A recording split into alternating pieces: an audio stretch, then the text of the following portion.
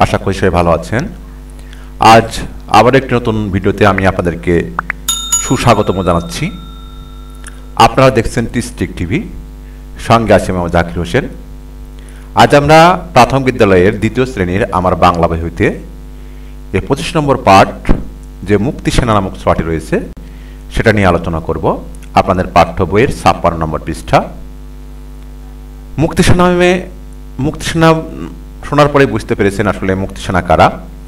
যারা 71 সালে পাকিস্তানি হানাদারের বিরুদ্ধে যুদ্ধ করে এই দেশকে স্বাধীন করেছিল, তারাই ছিল মূলত মুক্তি সেনা। তো কবিতার ভাষায় কিভাবে এই মুক্তি সেনাদের পরিচয় তুলে ধরেছেন আমরা সেটাই আজকে আলোচনা করব। তো চলুন কথা না বাড়িয়ে আমরা আলোচনা শুরু করি। মুক্তি সেনা, কবি সুকুমার রায়, সুকুমার বড়ুয়া। ধন্য সবাই ধন্য, অস্ত্র ধরে যুদ্ধ করে মাতৃভূমির জন্য। ধরল যারা জীবনবাজি, হলেন যারা শহীদ গাজী। লোভের টানে হয়নি যারা ভিনদেশীদের পণ্য। দেশের তরে ঝাঁপিয়ে পড়ে শক্ত হাতে ঘায়েল করে সব হানাদার সৈন্য। ধন্য ওরাই ধন্য। সুপ্রিয় শিক্ষার্থী, অবশ্যই আপনারা বুঝতে পেরেছেন যেহেতু ছড়া আপনাদেরকে অবশ্যই মুখস্থ করতে হবে। আমি আবার পড়ছি, আপনারা আপনাদের আঙ্গুলটি মিলিয়ে নিন আমি কিভাবে উচ্চারণ করছি। মুক্তি সেনা, সুকুমার বড়ুয়া। ধন্য সবাই ধন্য, অস্ত্র ধরে যুদ্ধ করে মাতৃভূমির জন্য। ধরল যারা জীবনবাজি, হলেন যারা শহীদ গাজী। লোভের টানে হয়নি যারা ভিনদেশীদের পণ্য। দেশের তরে ঝাঁপিয়ে পড়ে শক্ত হাতে ঘায়েল করে সব হানাদার সৈন্য। ধন্য ওরাই ধন্য। সুপ্রিয় শিক্ষার্থী, আশা করছি আপনারা বুঝতে পেরেছেন। আপনাদের পরীক্ষায় আসবে যে মুক্তি সেনা কবিতাটির প্রথম 4 লাইন অথবা 8 লাইন মুখস্থ লিখো। এই কারণে আপনাদেরকে অবশ্যই 4 লাইন অথবা 8 লাইন মুখস্থ করে রাখতে হবে এবং কোথায় দাড়ি রয়েছে, কোথায় কমা রয়েছে সবগুলো দেখে আপনাদেরকে না দেখে লিখতে হবে। নিচে দেখেন কিছু শব্দ অর্থ আছে যেগুলো আমাদেরকে শিখতে হবে।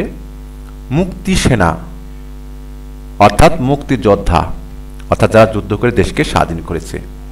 ধন্য সাধুবাদের যোগ্য। অস্ত্র মানে হচ্ছে যুদ্ধ করার হাতিয়ার। অস্ত্র অর্থাৎ যুদ্ধ করার হাতিয়ার। মাতৃভূমি মানে স্বদেশ। জীবনবাজি, জীবনের মায়া না করা। শহীদ, দেশের জন্য যুদ্ধ করে যারা জীবন দেন। গাজী, যুদ্ধ করে যারা জয় হয়ে ফিরেন। ভিনদেশী হচ্ছে অন্য দেশের পণ্য কেনা যায় এমন জিনিস। ঘায়েল করা, পরাজিত করা। হানাদার মানে হচ্ছে আক্রমণকারী। আমাদেরকে অবশ্যই শব্দ অর্থগুলো মুখস্থ করতে হবে। তারপরে দেখেন আছে কিছু প্রশ্ন রয়েছে। অস্ত্র ধরে যুদ্ধ করলো কারা? অস্ত্র ধরে যুদ্ধ করলো মুক্তি সেনারা। মুক্তি সেনারা কেন যুদ্ধ করলো? দেশকে মুক্ত করার জন্য। কাদের শহীদ বলে? যারা দেখেন দেশের জন্য যুদ্ধ করে যারা জীবন দেন। দেশের জন্য যুদ্ধ করে যারা জীবন দেন তাদেরকে বলা হয় শহীদ। হানাদার কারা?